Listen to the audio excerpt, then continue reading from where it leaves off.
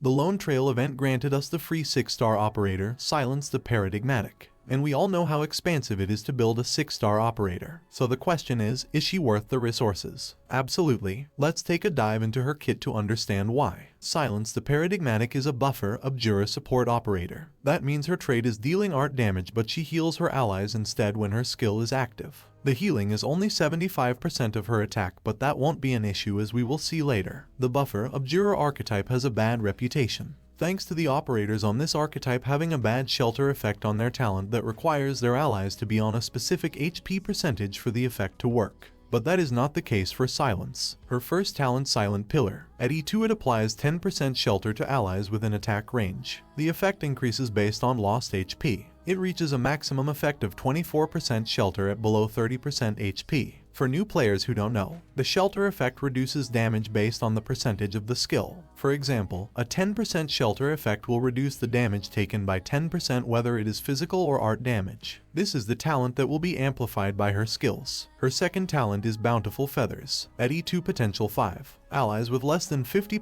HP within the attack range will recover HP equal to 6% of Silence's attack every second. This effect is doubled for Rhine Labs operators. This talent is very useful when paired with her first talent. It becomes a solid survival ability when waiting for her skill to charge. Speaking about skills, her first skill is Go Getter. It increases her attack by 50% at level 7. This skill is not very good. It does offer better healing and that's it. Her second skill, Overlooking Vision. At level 7 gains plus 30 attack speed.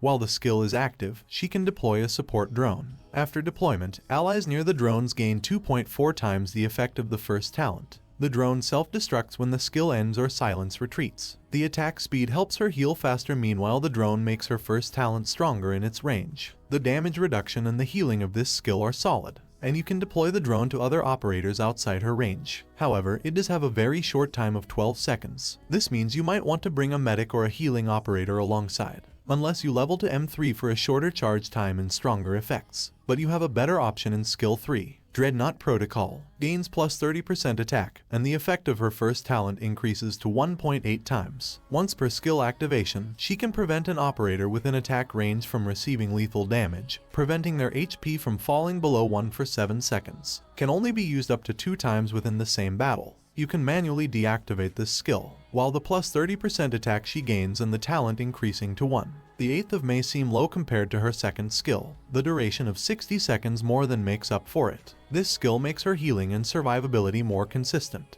And let's not forget the immortality she gives for 7 seconds at level 7 and 10 seconds at M3, which I recommend especially when it reduces the SP cost from 42 seconds to 30 seconds, making her a reliable Helidrop or a panic button just like Surtur. However, this skill has some drawbacks. The immortality buff can only be used 2 times per battle. In my opinion, it should have been 1 time per skill activation. Not to mention that it is automatically and randomly applied to an ally, so you have to place your operators carefully around her. Her module is also very good. It changes her healing from using only 75% of her attack to using 100% of her attack to heal. It also buffs her second talent to now giving plus 10% max HP to allies in her range, and change the healing percentage every second from 6% to 8% of her attack for allies below 50% HP within her range. So overall she is a very solid unit. Her healing is good, and her talent is functional, unlike the others in her archetype, making the survivability she offers very valuable. She does have some drawbacks like waiting for her skill to charge up to heal, but she kind of makes up for it with the damage reduction from her first talent and the healing from her second talent. So are you going to build her? Let me know in the comment below.